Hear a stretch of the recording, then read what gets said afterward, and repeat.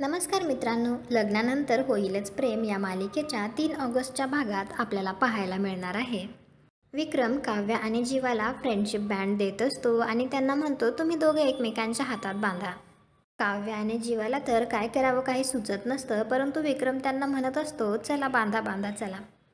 दुसरीकडे नंदिनी आणि मानिनी एकत्र बसलेल्या असतात. त्यावेळी नंदिनी नाव टाकत असते, तर मानिनी म्हणते युअर्स लव्हिंगली मानिनी असं टाक.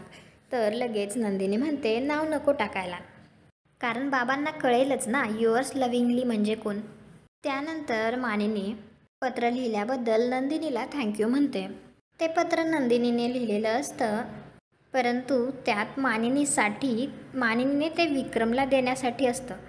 ते पत्र नंदिनीच्याच रूममध्ये असतं. चुकून ते वाऱ्याने उडतं आणि ते जीवाजवळ जातं.